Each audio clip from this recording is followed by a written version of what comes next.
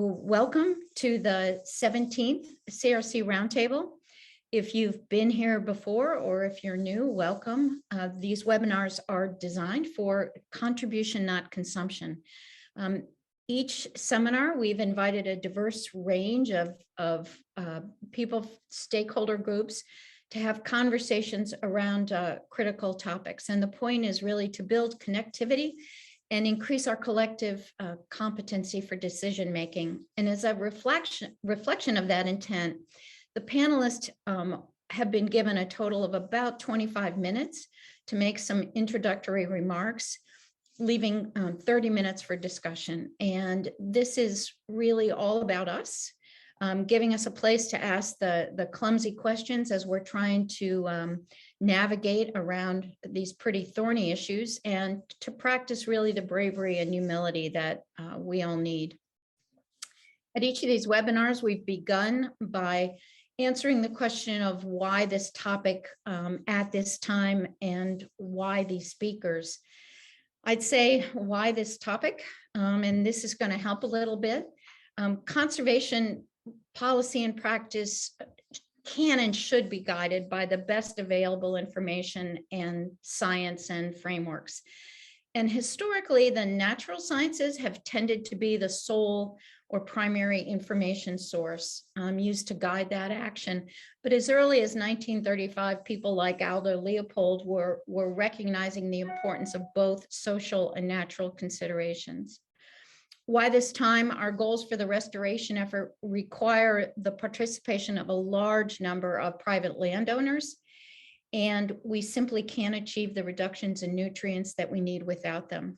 And so without thoughtfully considering the lives and actions of the 18 million people in the watershed, we're really driving this effort with a very, very large blind spot.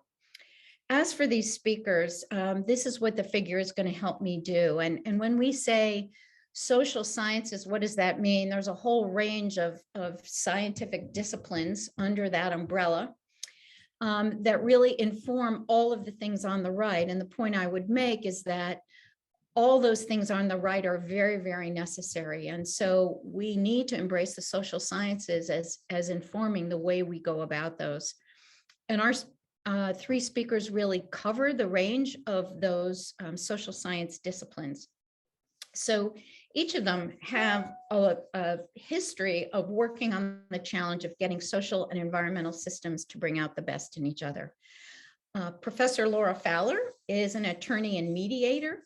She focuses on environmental, energy, and natural resource law, and she's worked on some pretty thorny issues, such as who is entitled to store groundwater in the greater Los Angeles area. Her advice regarding how to gather people to not only talk to one another, but to implement effective solutions has been of enormous help to me, both professionally and personally at family gatherings. Daniel Reed, our second speaker, is wonderfully young and energetic environmental anthropologist, and he explores how people view, act towards, and are affected by environmental policy. And so he uses that to really suggest new directions for conservation that are really grounded in people's lived experiences. And his postdoc right now is really wonderful. He's investigating how technical assistance providers engage with farmers about soil and water conservation. Last but not least, Lisa Wanger's work emphasizes the spatial variability of the benefits we get from ecosystem and applies that understanding to create decision support tools for prioritizing restoration and preservation efforts. So what to do, where to go first. And those tools, you can imagine, she's quite popular for those tools to be applied both nationally and internationally to all kinds of issues. Each of these panelists have extensive experience. They cover the range of sciences that you see. I'm sure each of them could fill an hour by themselves. And so just to say, we're just getting started on this conversation. I would also just say that in terms of the integration of social sciences into this effort, and I'm going to use something Laura Fowler told me, we don't need an evolution of how we're doing this, we need a revolution. And so with that, I'm going to let them start. they've been asked to limit their remarks to let us fit this all in 25 minutes. So I'll ask them to, I'll tell them that I'll try and gently remind them if we're going too far over, and to help us have enough time for discussion. So with that, we'll start off with Laura. Laura, you have the floor. Great, thanks, Denise. Very much appreciate the opportunity to be here. Let me go ahead and share my screen, and hopefully it's the right one. Can you see my full screen? Great.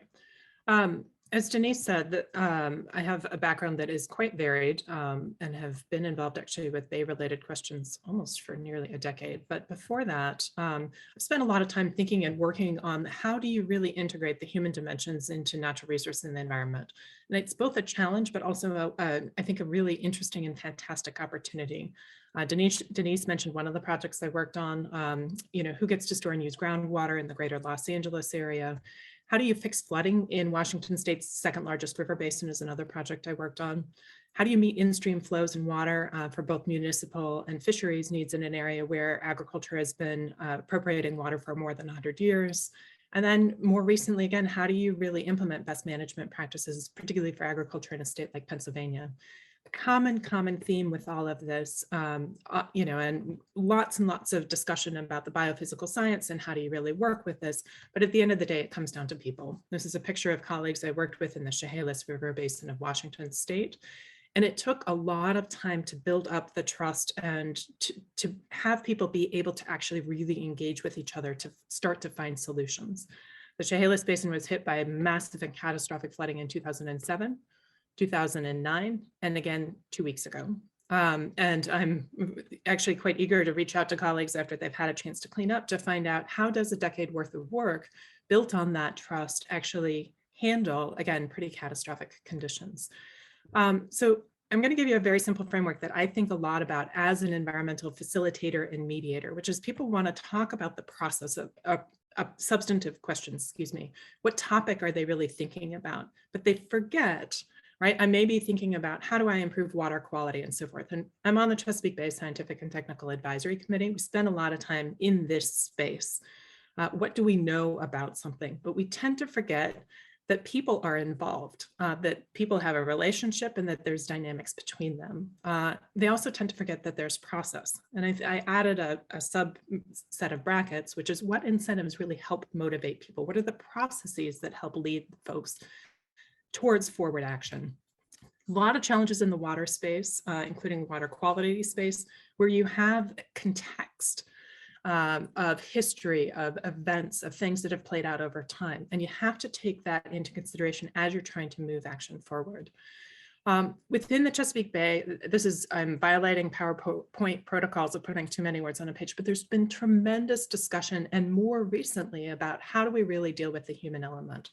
2011, a Chesapeake Bay Scientific and Technical Advisory Committee discussion on integrating the social sciences.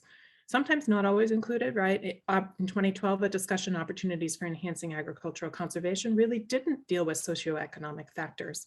But later discussions in 2015 and 2020 is, again, how do we target where we're focused? In my discussion today, I'm more focused on the agriculture and water side of things. But this is also coming up with other non-point source questions, for example, with urban stormwater as well. 2021 felt like a banner year. There was a ton of discussion this past year. January workshop in 2021 about advancing outreach effectiveness. From February to March, the National Fish and Wildlife Foundation and the Chesapeake Bay Stewardship Fund hosted an all Bay Ag Network Forum. All of this is recorded and linked with the links here. In July, we hosted a workshop on overcoming the hurdle, addressing implementation of agricultural best management practices. In November, I helped convene a panel of people across the United States for thinking about human behavior and effective agricultural conservation practices. And more recently, Kathy Boomer and other folks at FR and Field to Market hosted a discussion on enabling a national transition to climate smart agriculture, again, with humans and people as the central point.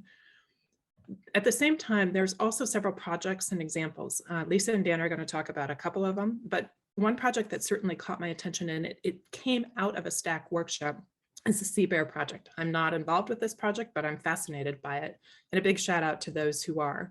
It's a US Department of Agriculture funded project to look at how do we test, learn, and adapt insights from behavioral science into governmental programs? Can we build evidence for financial and technical assistance, build an evidence base for persistence of conservation practices, and then also for the environmental and economic benefits of input efficiency? If you are careful with what you put in, it makes a difference with what comes out. I would offer to you that they have a series of behavioral insight briefs that are brilliant, very to the point. An example of one is, how do you recruit farmers? Distilling their science and research down into concrete and very straightforward examples. So there are low cost and costly ways to increase farmer response rates. Low cost and effective, they find reminders and messages. Expensive but effective, maybe larger monetary incentives or more credible payments. Not worth the cost, messaging through one-time mailing or emails. There's a whole bunch of behavioral insight briefs that are well worth taking a look at. Different project, and I think I see some of my colleagues from this project on the Water for Ag project. This is another USDA-funded project looking at the radical notion that if you're going to figure out water for and from agricultural issues, you'd work with stakeholders. This is a project in 3 states, Arizona, Nebraska, and Pennsylvania, to bring together local leadership teams to really work with them and say, what questions are you working with? How do we frame those up? How do we bring the research to bear that you might be asking about? And then how do we start to move things forward? Handful of key findings. The local leadership really does matter. Being able to engage with people at the local level helps then spin off that trust, build those relationships through that process. And in all 5 of the research areas that we've been working on, you've seen other projects come out of that. I'd also note that it's really interesting. People say, oh, engagement is good. Part of this project has been really trying to dig into, well, what's engagement? There is no standard definition of engagement. It tends to be, we see it when we believe it. A quote, though, that I would offer you is, we all need to come to the table and share ideas to come up with the best policies. And this was coming from, it's just an example of one of our interviews. A couple other things, and I'll close, because I know, Denise, you've asked us to keep this brief. These ideas aren't necessarily just academic. In 2016 in Pennsylvania, for example, and within the Bay region, Pennsylvania gets a bad rap for not moving fast enough. What I would say is, behind the scenes, there's been a lot of work and things are moving forward.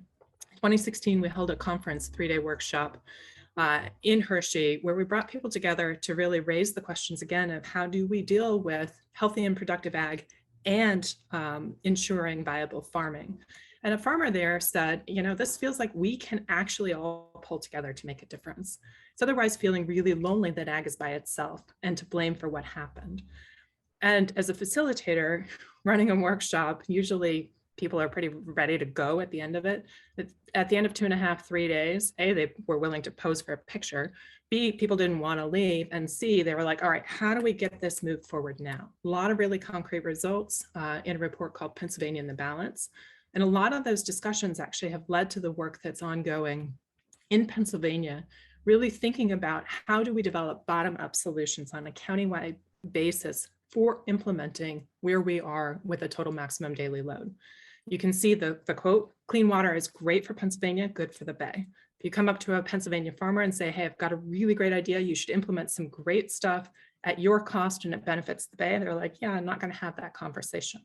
But if you can say, hey, this benefits your farm in these ways with these benefits to your grandkids being able to fish, going to have a conversation. And so again, even in the about decade now that I've been here in Pennsylvania, I've seen an evolution and shift towards how do we meet local needs? What are the co-benefits? So in Pennsylvania, they've convened county action teams, thought about local priorities and initiatives, local resources, figuring out potential action reports, and then figure out how to implement them.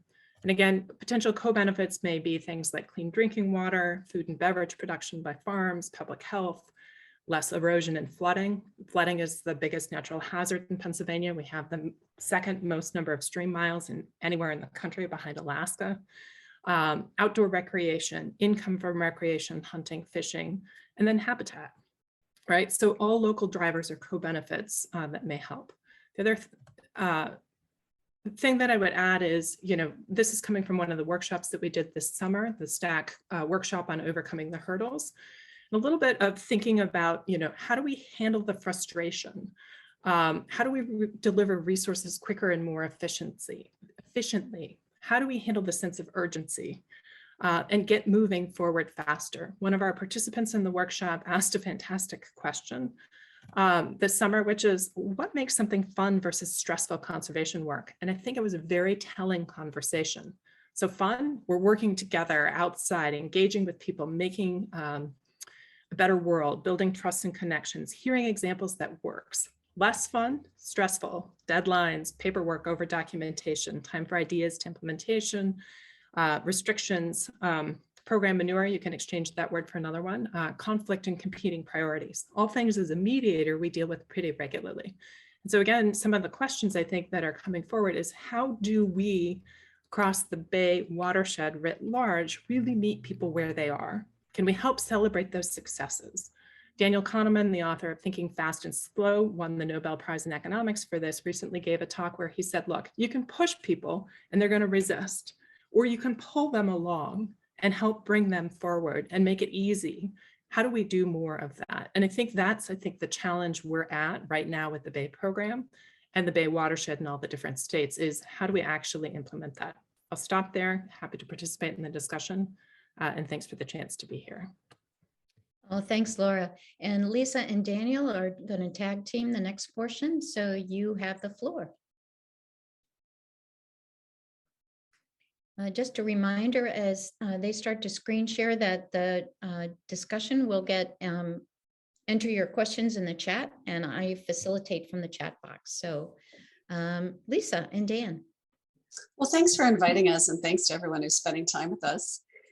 My colleague Dan Reed and I are going to talk about elements of two projects we're working on. One's called Thriving Agriculture in Urbanizing Landscapes, and the other one is called the Social Science Roadmap. And the first one is focusing a lot on BMP adoption, many of the questions that Laura raised, as well as other issues. And that's funded by USDA. The project that we're doing in collaboration with the Chesapeake Bay Trust is funded by the US EPA and also in collaboration with the Chesapeake Bay Program Office. And just to be clear, the views expressed are those of the authors, and no endorsement by any agencies is implied. But I think what's interesting about these projects, we're combining experiments with synthesis. Some of the people on the call here are helping us create the products of that through interviews and survey that we're going to talk about. So, it's an exciting time to be working on these issues because we're able to gather so much more data than we used to be able to. So we're just going to dive in here. How do I advance my slide? Okay, this is really annoying. There we go. Okay. So the slice of social science that we're going to talk about are behavioral interventions. So a lot of the goals of the partnership are to promote what we call pro-environmental or pro-social behaviors. Now there's a lot we could say about whether that's the right focus, but it is a focus. And so there's a lot of interest to understand what works and why. And so we have been tackling that from multiple perspectives. And what we're going to talk about today are some literature syntheses we've done. But if you leave this talk with nothing else, if you didn't already know this, I want you to understand that behavioral interventions are science. They're hypothesis driven, they're testable, but what are they? Behavioral interventions are anything you do to influence behavior. It's as simple as that. And this picture on the right-hand side shows the bins that we've put these techniques into. There's groundwork to understand why people make the decisions they do, information, technical support, and motivation, which is really where the psychological theory comes in terms of understanding how people make decisions. Can we help them make decisions that are consistent with what they want to do, but they're being held back for some reason? So it's a great time to be looking at this literature. The evidence is growing. Laura talked about CBER. They're one of the main providers of evidence about agricultural BMP interventions. But what you see both in the literature and in the studies that have been conducted for the Bay program is that consistent effects for any given intervention, whether it's, let's say, something like convincing people that to do a project would be consistent with what their neighbors are doing, what we call a descriptive norm nudge, in that maybe you've gotten those electricity bills that show how your energy usage compares to other people's energy usage. That's a descriptive norm in that people who are using more energy have this tendency to want to go to the average. So you have these norms that work, but consistent effects for any intervention are rare. And that one I just mentioned has the positive effect of reducing energy use by some folks, but the people who are below average also will sometimes increase their energy usage to be more normal.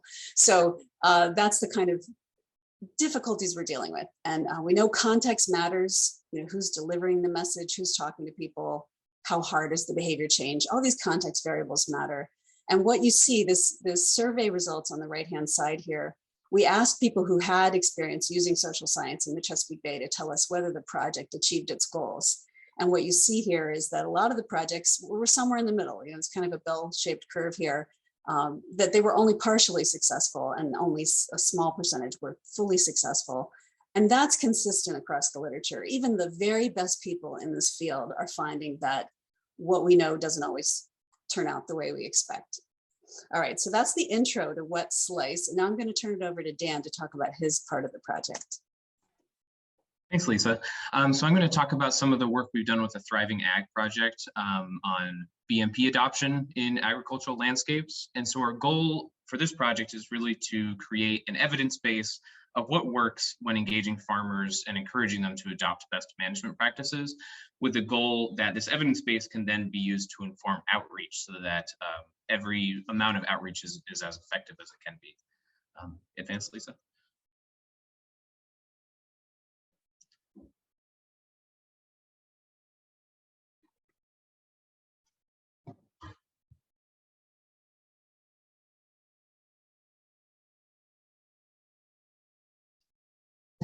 I'm sorry, I'm trying to advance and it's just not going. Okay, there we go. There we go. So we're doing this through many different ways. The way I'm going to talk about today is this literature review.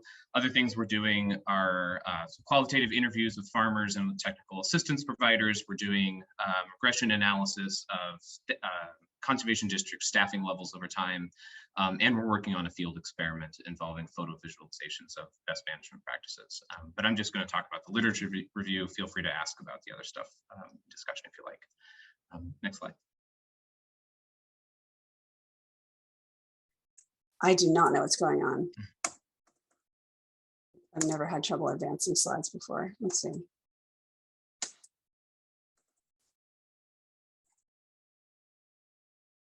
There we go. So with this literature review, we were asking how effective are different interventions at promoting the adoption of conservation practices given variability in those practice characteristics and the attributes of the studies. So we collected studies from 43 different countries. There were 145 studies, and they were looking at things like being exposed to mass media messages about conservation, going to a conservation outreach event, contacting a technical assistance provider, receiving a financial incentive to adopt, or being a member of a peer learning group or a nudge, which Lisa shared an example of earlier. And we did two analyses on these studies. We did a quantitative analysis that explored or sought to understand what influences whether a study is going to find a positive effect of these interventions, which is most often on the adoption of BMPs. And that quantitative analysis gives us evidence of what works. And we also did a qualitative analysis of the common themes amongst farmers' motivations for adopting and their responses to interventions, which gives us evidence of how the interventions work. So in the quantitative analysis, we had 87 of our studies included in that. And when we ran the regression, we found that being involved in a peer group was significantly more associated with a pro-environmental behavior than the other interventions, but we had a poor fit to the model. So what we did is we filtered out studies that did not use randomization for selecting respondents or for assigning treatment and control groups. And we also filtered out studies that didn't adequately report their data analysis techniques. And that gave us 56 studies that we considered high quality. And when we ran the regression again on that subset, we found both peer groups, but also financial incentives to be particularly associated with pro-environmental behaviors. And we found a good model fit. Next slide. On the qualitative side, we looked at 52 studies that were examining farmers' views towards interventions, how they reacted to them, how they understood those interventions. And for these two interventions that I mentioned before, the peer groups and the financial incentives, there was only one common theme amongst those studies for each intervention. So the peer groups were promoting homophily, or that kind of like attracts like, people getting together with their peers, but it was amongst people who have already adopted. And the financial incentives, the one theme was that these incentives are really mitigating the risks to yields and incomes that come from adoption. And this peer group theme made us go back and re-examine the quantitative data that we had. So the peer group studies that were in the quantitative analysis, it turns out that they were all cross-sectional, meaning that they didn't distinguish whether involvement in a peer group happened before or after the adoption of a best management practice. And so together with this qualitative theme that these groups attract people who have already adopted, we're actually thinking that the quantitative analysis is showing us that best management practice adoption is significantly associated with or influences membership in a peer group rather than vice versa. Next slide. And so the key takeaways from this, considering that there were some problems with the peer group intervention, we find that the financial incentives are the most likely intervention to be successful at promoting BMP adoption. And we also like to iterate that how the qualitative and quantitative data are complementary and can aid in interpreting each other. And also what should be an obvious point, the study quality matters, but oftentimes that doesn't happen when people review this kind of literature. And so really being clear about study methods and ranking studies, scoring studies according to their methods can really help distill what actually works. And with that, I think I'll turn it back over to Lisa.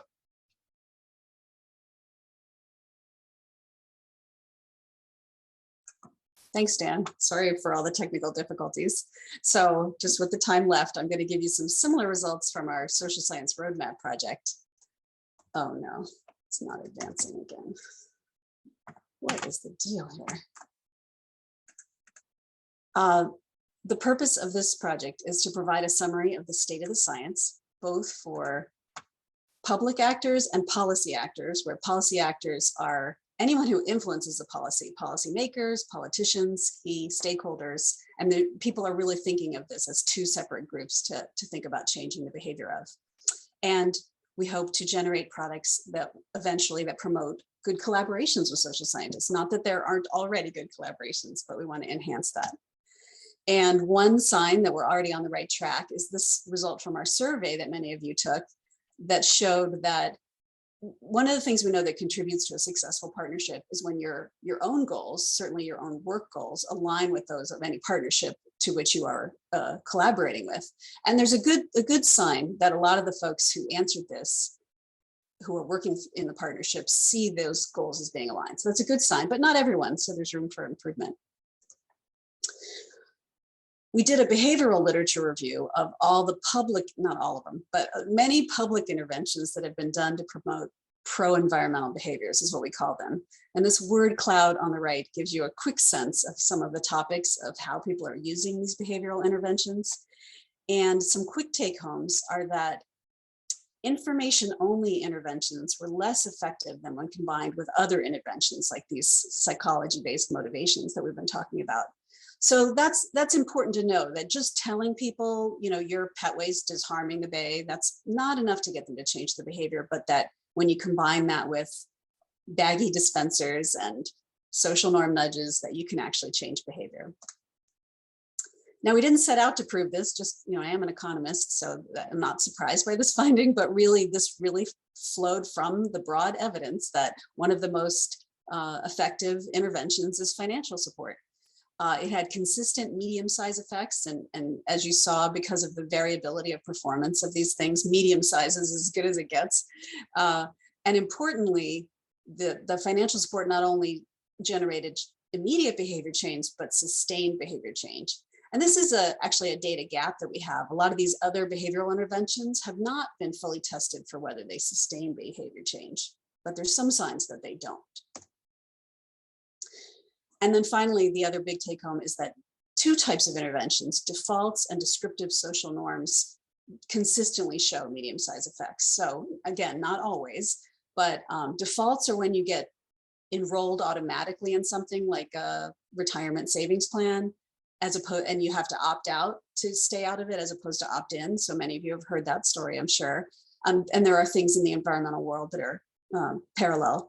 And then descriptive social norms are, what are my neighbors and people in my peer group doing, and that will influence behavior. Something, I know we're almost out of time. This is my second to last slide, Denise. So we also looked at what had the partnership already funded in the realm of social science.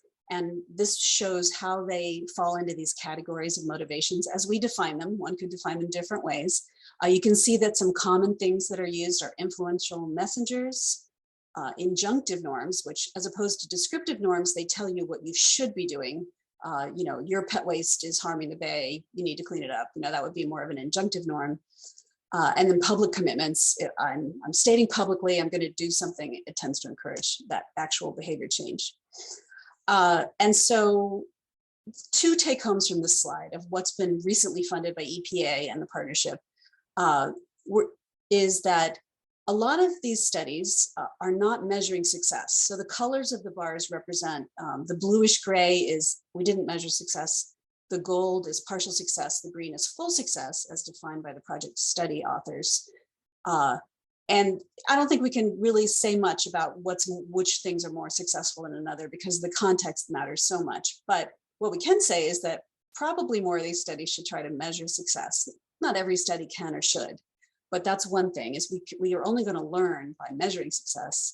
And then these efforts have not necessarily used what the literature suggests are some of the most effective tools, predominantly descriptive norms and defaults. Now, with the caveat, defaults are very hard to do, and descriptive norms can be very close to social proof, which is more of a visual display of a descriptive norm. So, it's not like they're being completely ignored probably, but they're not easy to do. All right, so in conclusion, what we learn by looking at this literature is that the theories are pointing you in the right direction. And when you combine it with the data, that's what really unlocks the understanding, as said by my personal guru, Steve Levitt of Freakonomics, and he said this on People I Mostly Admire podcast. So to translate that back into the social science, we really can advance by treating social science as an experimental science. We use theories to select the interventions we think will work in a given context, and then we collect data to gain knowledge. And this is really a theme in the behavioral health field right now, but I think it translates very well to environmental interventions as well, that we can really up our game by treating it more scientifically. And with that, I will just acknowledge the many folks who've contributed to this study. Some of them, this is a handful of the strongest contributors, and I'll stop there.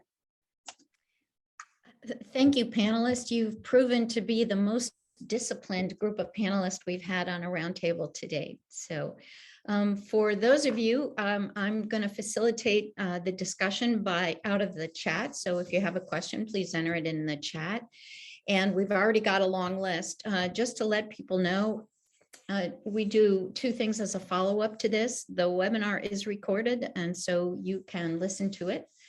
And as well, any questions that we do not get to during the webinar, we collect and we turn it back to the panelists and give them a chance to answer that in writing, and then we provide that to everyone who had registered for the webinar. So if your question doesn't get answered, have no fear, we'll try and follow up and take care of that. So the first question is really for all 3 of you. It's from Mike Runge, and it says, what does the human dimensions literature say about the use of BMPs as opposed to performance-based standards in terms of how they motivate agencies and individuals? So for example, BMPs emphasize adoption of particular actions, performance-based standards emphasize achievement of outcomes. And so could each of you just maybe briefly respond to that about if you've seen anything in the human dimensions literature that would give some guidance to that? Lisa, you're shaking your head most vociferously, so I'll call on you first. I don't pretend to know the whole literature because I haven't investigated this specifically, but we economists, we love this idea of performance-based indicators. You don't tell them how to do something, you tell them what to do, and that's supposed to promote innovation. What I will tell you is that it's probably a small subset of people who really want to innovate, and that most people really want it to be as simple and easy as possible. So there's a tension there between making a program simple with low transaction costs, low verification costs, actually tends to promote adoption. Oh, thanks. Dan? Yeah, and there's a couple other questions going on in the chat that kind of build on this. I'll encourage people to seek out Leah Palm Forster's work. She's at the University of Delaware, and she's done some research that compares different kinds of financial instruments. Generally, I'm thinking of one of her studies that showed how a performance-based mechanism could be more cost-effective, but it wasn't compared to a cost-share mechanism. It was compared to other financial tools. And there were also questions in the chat about distinguishing different types of incentives and levels of incentives in the literature review. Unfortunately, because of small sample sizes, we had to lump all financial incentives together. And so we were only able to say, did they get money? Did they not get money? Sort of thing. So I don't have a good answer to that. From the interviews, definitely people were, there are some programs out there, NGOs run some, there's also some other programs for historically underserved populations that do give upfront money in the form of low interest or no interest loan or something like that. And those have also been very effective when people can't afford a reimbursement to pay upfront and then get reimbursed. Those programs are effective. Can I just add that on the literature review we did, the size of the financial incentive really mattered. So these minor things like a 5-cent charge were not effective. It had to be a substantial financial incentive. Laura, how about from your standpoint, anything that would direct you more to a BMP versus a performance-based? Yeah, no, thanks for following up. And I guess I would speak to this less from the literature and more from practical experience. So a couple of different situations that I could highlight. One is in Washington State, actually the border of Oregon and Washington, the Walla Walla River Basin starts in Oregon and flows into Washington. And there they've been dealing with the question of in-stream flow restoration for salmon and habitat restoration. And there's been a long-running experiment moving in the right direction, but maybe not.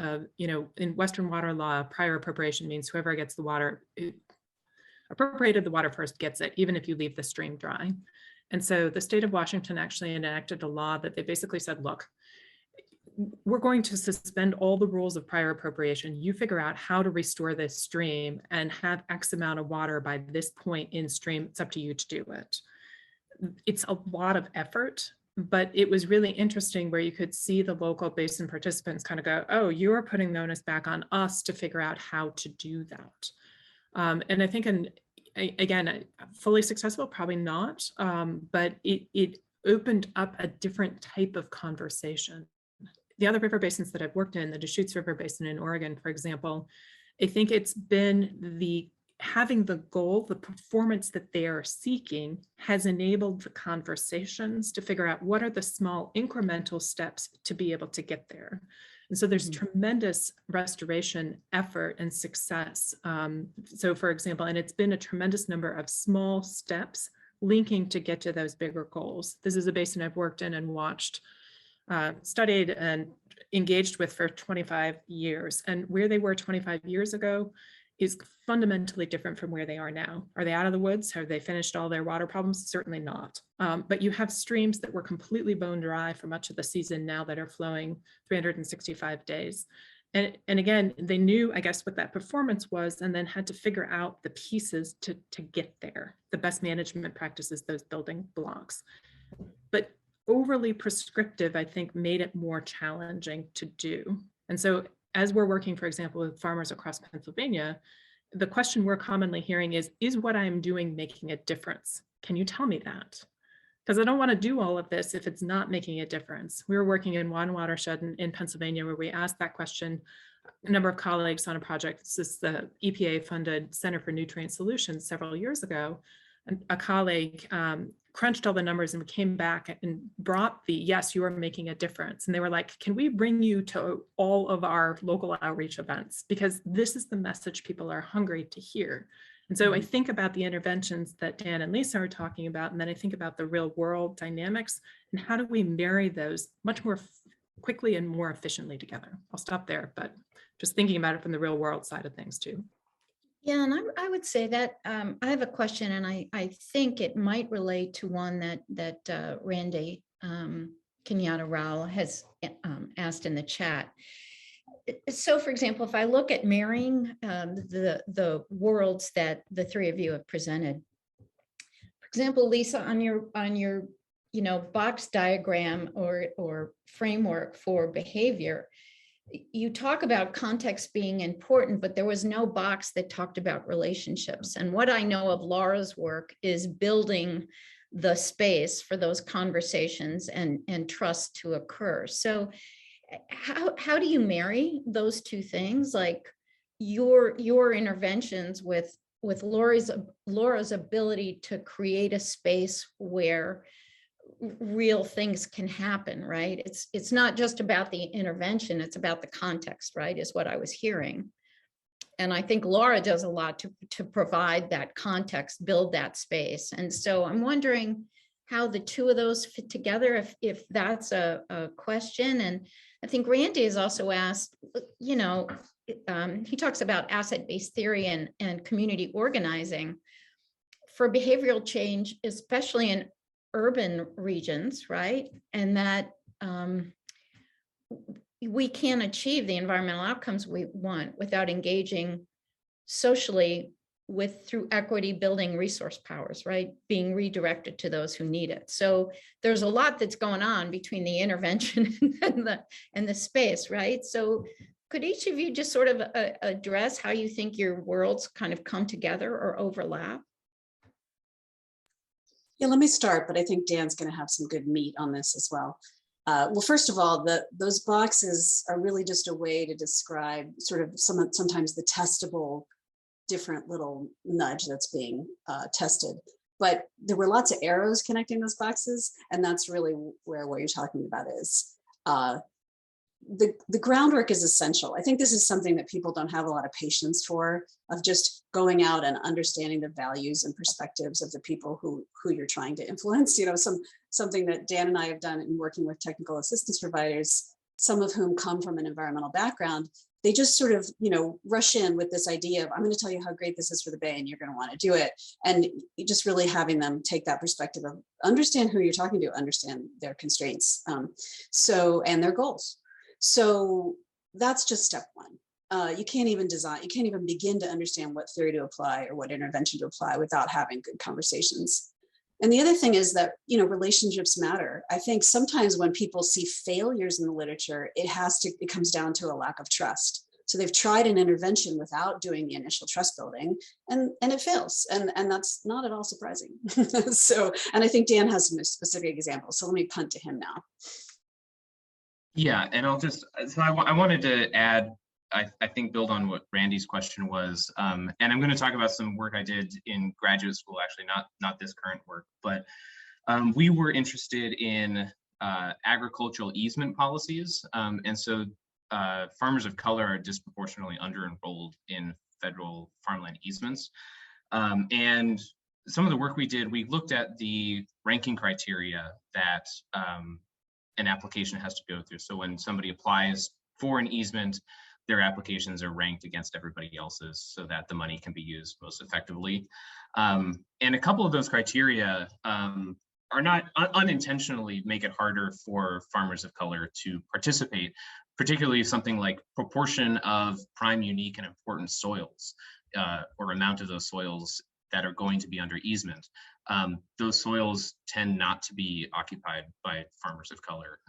And acres also, farmers of color on average have fewer acres than white farmers. And so there's a couple of those criteria that actually make it more difficult for farmers to enroll in those programs. I'm not going to immediately say every other program has the same problems, but when we think about equity, there are trade-offs, of course, when we talk about cost effectiveness and equity and who are these things cost effective for. Those are really important issues. And so I'll leave it there. But I don't know if Laura has anything she wants to add as well. Yeah, thank you. Laura?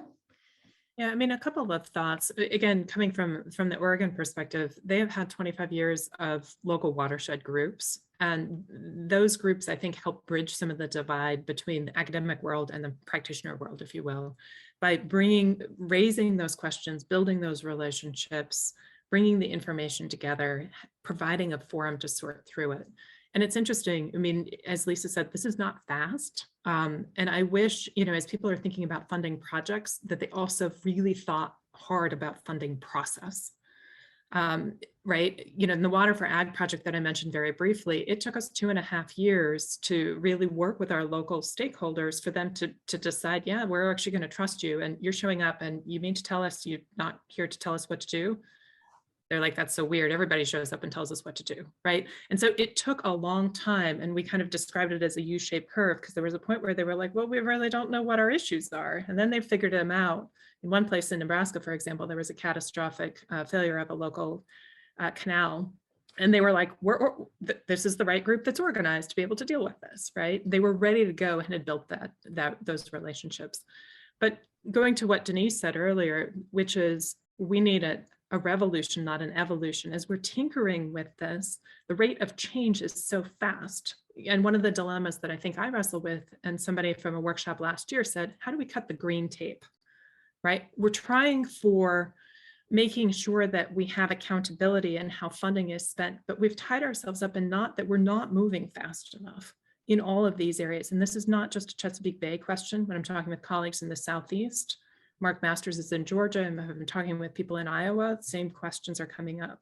So I think that's one of the challenges, is how do we take the insights from behavioral science that we're getting, or economics, and really apply them to programs. The next Farm Bill is being written or thought about right now. The next Farm Bill will be written in 2023, right? What changes do we want to see, and what insights can we glean from all of this, again, to get to that revolution? So we're not tinkering, but we're moving a little bit faster. Mm-hmm. That leads to the next question, and I think, Laura, I'll actually start with you. It's, if we need a revolution, and the Farm Bill is an opportunity, you know, what do we do now? Like, what's the step to really instigate a revolution, a real speeding up, because time is of the essence, right? There's a sense of urgency. So if we're really looking at integrating what we've learned through the social sciences and human dimensions into doing our work, what do we do now? You know, what might be a step you'd recommend, or something you'd like to see us do in the near future? Gave me a magic fairy wand and no unlimited amounts of money, I really probably would create local watershed groups, the human capacity, right? And Laura Harris alluded to this, I think, in the chat, which is people are overwhelmed. And as we've been working, we've done a number of stack workshops over the years, for example, with the watershed goal implementation team, and thinking about wetlands. People are saying, I went into wetland science to do wetland science, and I'm doing paperwork, right? Can we take a very hard look at what we are asking people to do and say, do we need this? How do we ensure this accountability, but how do we get the funding on the ground in the places and the people who can help implement it from a place of trust? And again, some of that is very much bottom up, working where are those success stories. When I was working in the Chehalis Basin in Washington, when people were fighting with each other, the newspaper covered it all the time. I would love to see very proactive examples of success regularly spread and shared. Right now, it feels like there's bits and pieces of that, but consistently, what is working and how do we characterize that? And I'd love to hear what Lisa and Dan have to say too on this space. Yeah. Dan, would you like to go next? Lisa unmuted first, so I can go to Lisa. Okay. I know I do feel like I always make Dan go second, so we can definitely elevate him. But, you know, I think to me, it's really clear what comes out of the literature we've been looking at, which is financial incentives really matter. So we're not going to get there without helping people overcome the financial barriers to a lot of this, especially when the behavior change is expensive. Now, some behavior changes are not expensive, but when it comes to ag BMPs, you have to have the finances are the baseline. And then what these behavioral interventions add is a way to amplify the effect of the money. So that's the number one take home. Number two take home, and this echoes what Laura was saying, is we just need to decide to make things easier. You know, we want these things to be like, say, verifiable nutrient credits would be one example. We want them to really matter. We want them to be good and be effective, but also we need to decide, when does our desire to control every aspect of it get in the way of just making it easier and more, easier to adopt? What has been called the sludge, so there's nudge and then there's sludge. What keeps you from doing a behavior change? And I'll tell you, the paperwork and things like that are certainly the sludge in the ag BMPs. And then also echoing something Laura said, when we did listening sessions to understand why communities were sort of doing some types of urban BMPs and not others, that say maybe as a society we would want more wetland restoration and forest riparian buffers, but cities were doing what they could do, which was find small places on public lands where they could implement things like sand filters to do things that didn't have a lot of co-benefits in terms of habitat. And the take home there is, if you want these projects with local watershed groups who do provide excellent capacity to enable things, you need someone to help do the administrative work. And we recommended something that folks called a circuit rider, someone who helps put the partnerships together, who connects projects and people with money. And that's what's going to enable these better restoration projects. So that's my 3 take homes.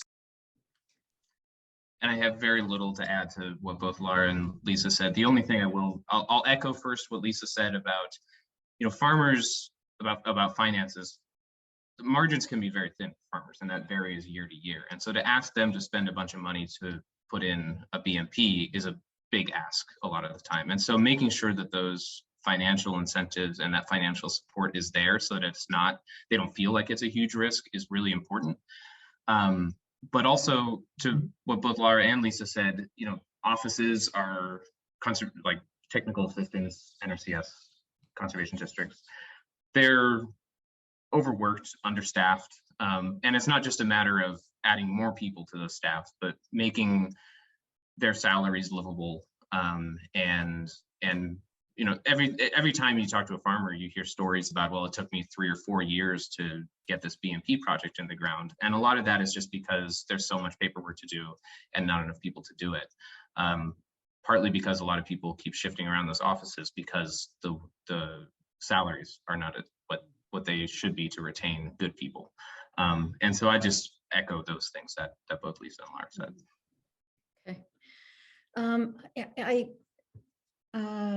I think you've addressed a little bit what Laura was asking about capacity. And I think, Laura, you had talked about funding process, and I believe that's engaged. But I do want to bring up a question because, Dan, some of your remarks have led me to raise it, and Laura's helping me with that. But I think it's we've talked about social sciences and natural sciences being at the table together, but I think to broaden the conversation in this whole dialogue about how do we get done what we all would like to see get done, who's not at the table right now that needs to be? So who's missing from the conversation that we might need to engage?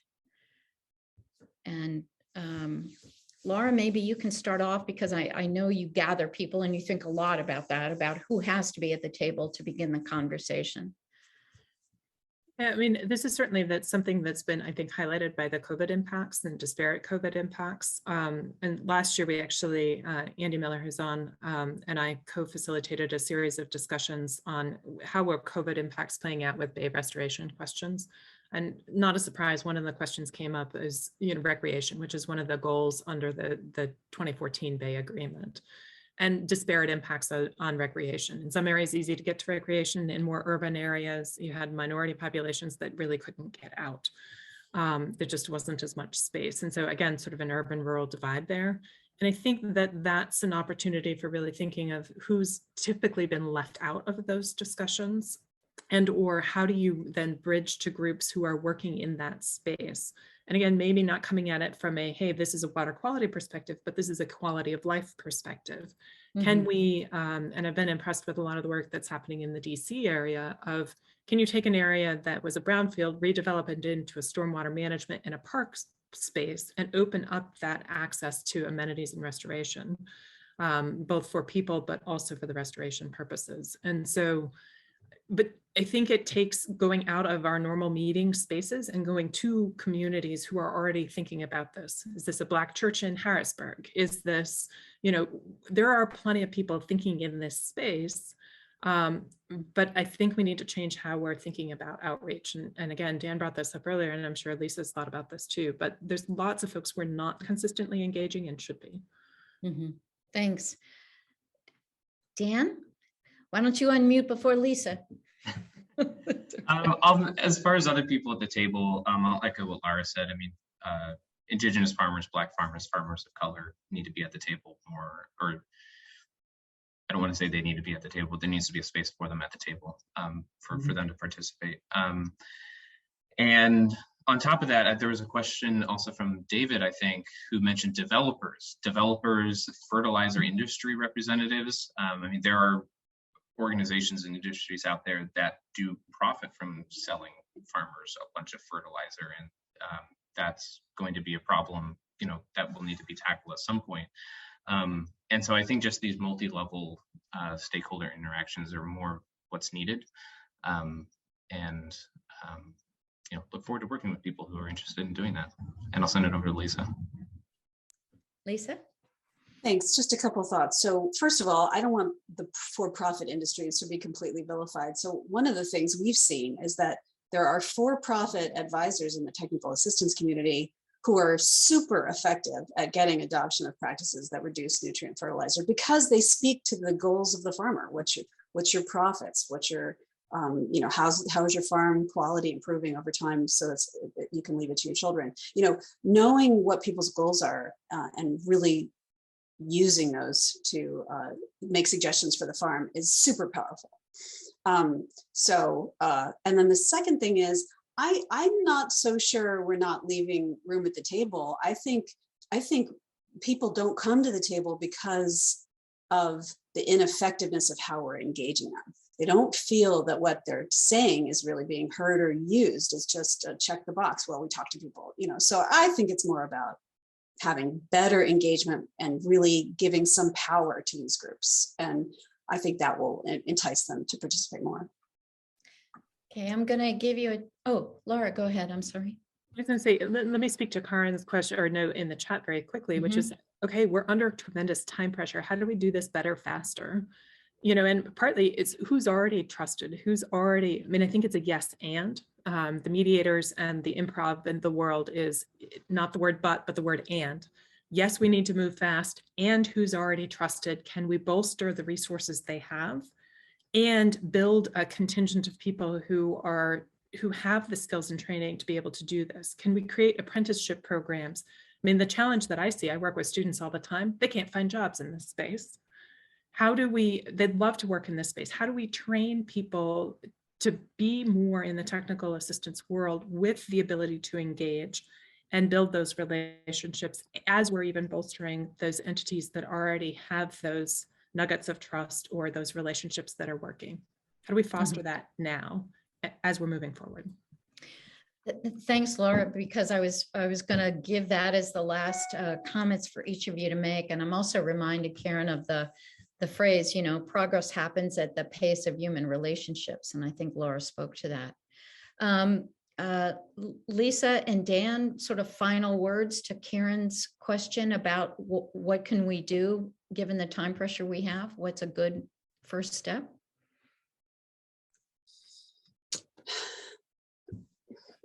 I don't think we have a recipe for making it go fast. I think it changes at the pace of relationships and trust building. And I think it's possible that to achieve some of our goals, we may actually have to rethink our approach. So I'm afraid I don't have the simple, quick answer that folks are looking for.